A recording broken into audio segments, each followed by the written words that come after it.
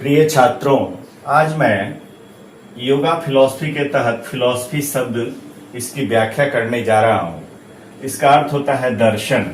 ठीक है। ये दर्शन शब्द जो है ये दृश्य धातु से बना हुआ शब्द है और इसमें प्रत्यय लगा हुआ है ल्यूट। इससे मिलके बनता है दर्शन। इसका अर्थ होता है देखना, टू सी। अब क्या देखना है? दर्शन विषय है तो इसके अंदर क्या देखेंगे आप? तो अपने ज्ञान चक्षु से, जो आपके अंदर ज्ञान चक्षु है, नेत्र है, उससे सत्य को देखना, ज्ञान को देखना और भी रहस्यमय चीजें जो है, रहस्यमय बातों को समझना।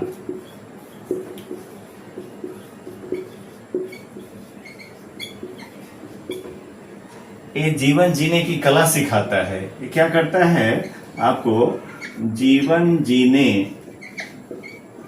की कला, लाइफ स्टाइल जो आप अपना अच्छा कैसे बनाएं, ये दिखाता है। तो दर्शन के अंदर ज्ञान चक्षु के द्वारा आप सत्य की तलाश करते हैं। What is truth? एक ज्ञान क्या है? जो आप जानते हो ज्ञान नहीं है। ये आत्मा परमात्मा जो उपनिषदों का विषय है, जो गुरु के समीप बैठ करके ज्ञान प्राप्त किया जाता था उपनिषद में, जिसका शाब्दिक अर्थ भी होता है, वैसे ही उसी ज्ञान को दर्शन इस विषय के रूप में रखा गया है। और चूंकि यह दर्शन शास्त्र है, इसको दर्शन शास्त्र कहते हैं। तो दर्शन जब शास्त्र बन जाता है तो शास्त्र का काम क्या है? ये शास्त्र जो शब्द है, इसका जो अर्थ होता है, शास्त्र का जो प्रयोजन होता है, यह है अनेक संशयों को दूर करना, है ना। जो आपके मन में जो संशय है, अनेक संशयों को दूर करने वाले को दर्शन शास्त्र कहते हैं। दूर करने वाला, अनेक संशयों को दूर करने वाला, इस शास्त्र शब्द का अर्थ है। ठीक है। तो दर्शन एक ऐसा शास्त्र हुआ जो आपके अंदर जो संशय है, जो संदेह है, जो डाउट है, उसको दूर करता है। और परोक्षार्थ से, परोक्ष अर्थ का दर्शन करने वाला। परोक्ष मतलब जो आपके इंद्रियों के ज्ञान के अधीन नहीं है, इंद्रियों के ज्ञान से जो ओझल है, जिसको आप नहीं जान पा रहे हैं, देख पा रहे हैं, उसको दिखाना, ये दर्शन का विषय है। परोक्ष अर्थ का दर्शन,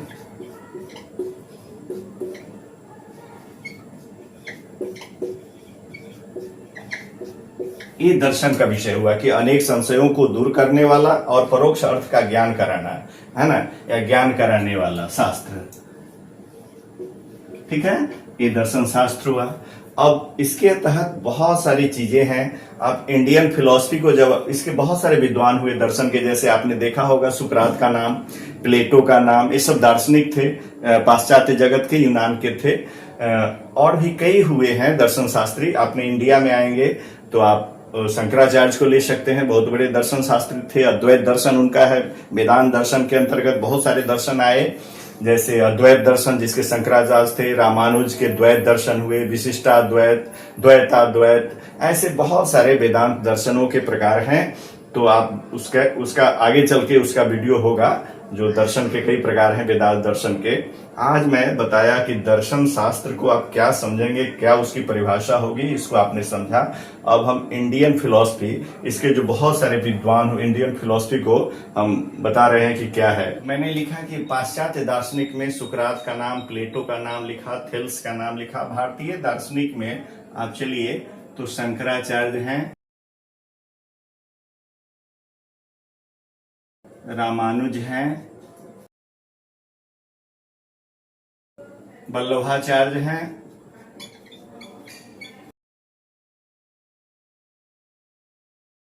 निम्बार्काचार्य हैं,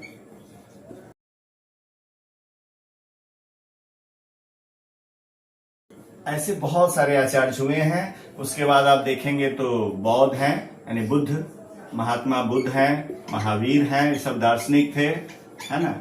आधुनिक में आइएगा तो डॉक्टर राधा कृष्णन हो गए, जिन्होंने फिलॉसफी ऑफ इंडिया लिखा। जो फर्स्ट वाइस प्रेसिडेंट थे राधा कृष्णन, डॉक्टर राधा कृष्णन, ये भी बहुत बड़े फिलोसफर थे। आप दर्शन के और भी है, शिक्षा में भी दर्शन है, आप पढ़ेंगे फिलॉसफी एजुकेशन, क्या कहते हैं, फिलॉसफी ऑफ एजुकेशन।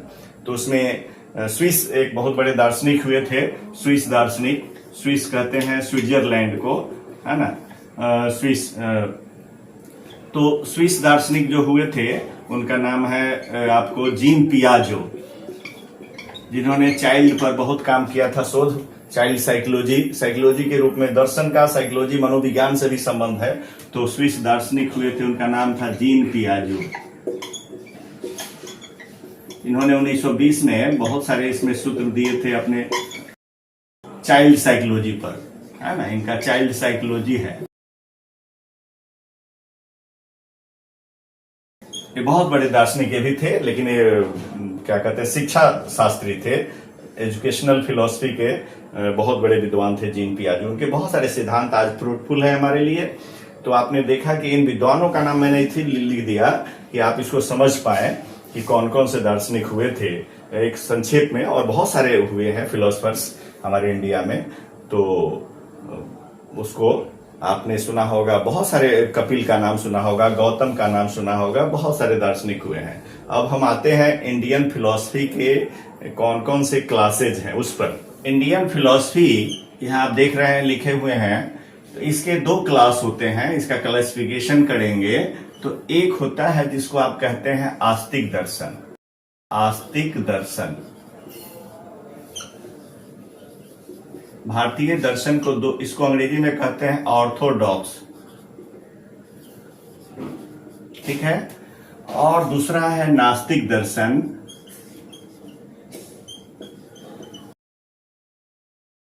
इसको कहते हैं हेटेरोडॉक्स। इंडियन फिलॉसफी के 2 स्कूल्स हैं, एक आस्तिक दर्शन और एक नास्तिक दर्शन। ये आस्तिक दर्शन जो है वो ईश्वर में, पुनर्जन्म में विश्वास रखता है, इसलिए इसका नाम आस्तिक दर्शन है। और नास्तिक दर्शन इसलिए है कि ये पुनर्जन्म में इसका विश्वास नहीं है, ये भौतिकवादी है, इसको भौतिकवादी दर्शन के नाम से भी आप जान सकते हैं। अब ये जो इंडियन फिलॉसफी का विभाजन हुआ इसके फिलोसफिकल क्लास का, तो 2 भाग हो गया। अब आस्तिक दर्शन के भी 6 भेद हैं।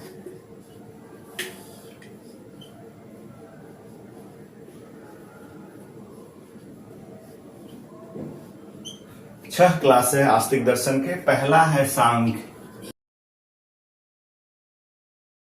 दूसरा है योग दर्शन, तीसरा है न्याय, सांख्य योग न्याय, चौथा है वैशेषिक,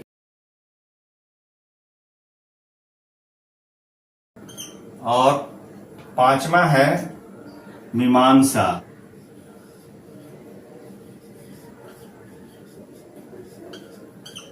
और 6ठा है वेदांत।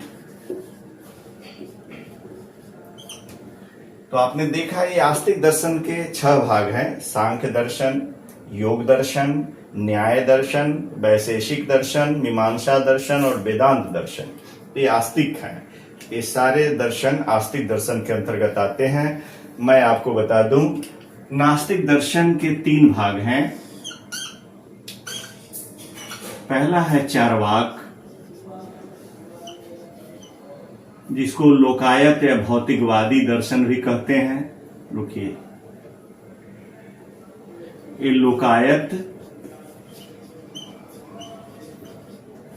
या भौतिकवादी,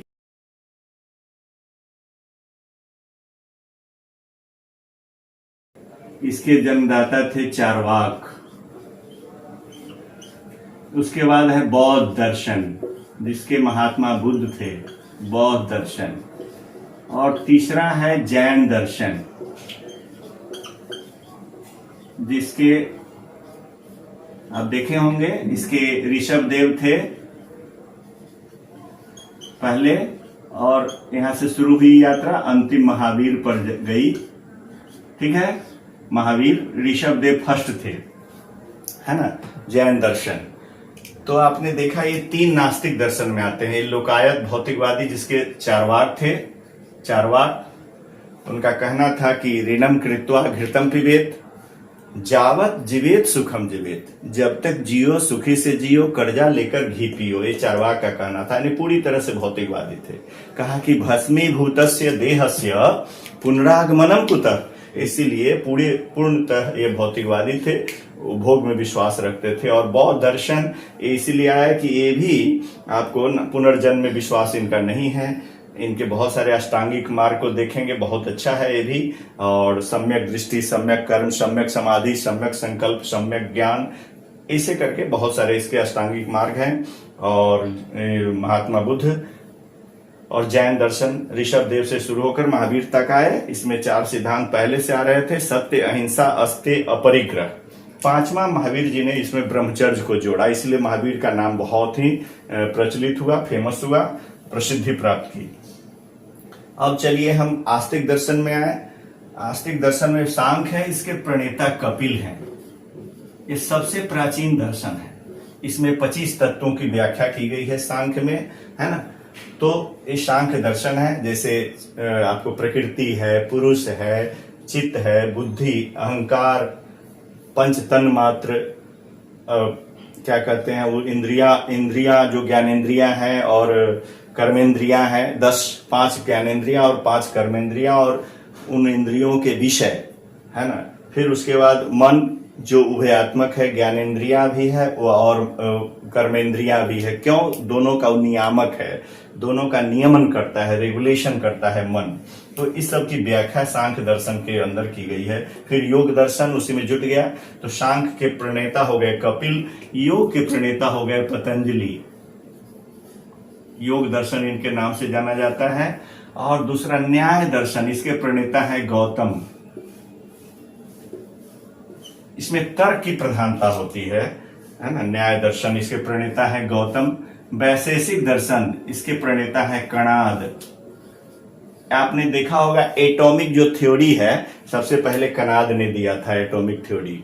इंडियन बहुत बड़े साइंटिस्ट समझ लीजिए इनको, वैशेषिक दर्शन। इसलिए आज भी बहुत सारे IITian जो है, IIT इंस्टीट्यूट में जो फिजिक्स के प्रोफेसर हैं, वो कणाद के सिद्धांत को पढ़ाते हैं आधार मान करके, और वैशेषिक दर्शन का अध्ययन करने की बात वहां की जाती है। तो मैंने एक बार IIT खड़गपुर के प्रोफेसर से इस विषय पर बात की थी। उन्होंने कहा था कि हाँ, कणाद को हम लोग आदर्श मानते हैं। वो हमारे भारतीय वैज्ञानिक थे जिन्होंने एटम के बारे में सबसे पहले लिखा। और उसके बाद मीमांसा के जैमिनी, इसमें फिर पूर्व मीमांसा, उत्तर मीमांसा, 2 भाग हो जाता है इसका मीमांसा का। और वेदांत दर्शन के हैं वादरायण, ठीक है। तो और इसके 2 भाग हो जाते हैं, पूर्व मीमांसा, उत्तर मीमांसा। तो वेदांत दर्शन के बाद रायण, और यही वेदांत दर्शन कई भागों में बट गया, जो मैंने बताया था। द्वैत दर्शन, अद्वैत दर्शन, शुद्धाद्वैत, विशिष्टाद्वैत, द्वैताद्वैत, ये 5 हो गए। द्वैत, अद्वैत, शुद्धाद्वैत, विशिष्टाद्वैत और द्वैताद्वैत। तो ये द्वैत क्या है? मतलब आत्मा और ब्रह्म, परमात्मा, दोनों 2 हैं। एक कहता है द्वैत दर्शन कि आत्मा अलग है और परमात्मा अलग है। अद्वैत कहता है, जिसके शंकराचार्य थे, कि नहीं, आत्मा जो है ब्रह्म सत्यम जगन मिथ्या, जीवो ब्रह्मैव नापरः, ये ब्रह्म ही सत्य है। ये जीव जो देख रहे हैं तो मिथ्या है, प्रपंच है, उसी का विस्तार है। तो इसलिए वह ब्रह्म ही है। जीवात्मा जो है वो परमात्मा का ही अंश है, पार्टिकल्स ऑफ सुप्रीम सोल है। All souls are particles of, इसीलिए वो दोनों 2 नहीं, एक ही है। ये अद्वैत शंकराचार्य। इसी प्रकार बहुत सारे जो वल्लभाचार्य हैं, निम्बार्काचार्य हैं, रामानुजाचार्य हैं, इन अलग अलग व्याख्या इन्होंने की है वेदांत दर्शन की, विस्तृत व्याख्या। तो मैं समझता हूं सामान्य रूप से अगर दर्शन को अगर समझे होंगे आप, तो अच्छी तरह इसे ज्ञान प्राप्त कर सकते हैं। संक्षेप में यह आपके लिए काफी लाभदायक सिद्ध होगा। यहीं पर मैं अपनी वाणी को विराम देता हूं। अगर आप मेरे चैनल को सब्सक्राइब नहीं किए हुएगा तो सब्सक्राइब करिएगा, जिससे अगला वीडियो आपके पास आसानी से पहुंच जाए। लाइक करिएगा, कमेंट करिएगा, शेयर करिएगा। इन्हीं शुभकामनाओं के साथ मैं अपनी वाणी को विराम देता हूं। Thanks, have a nice day.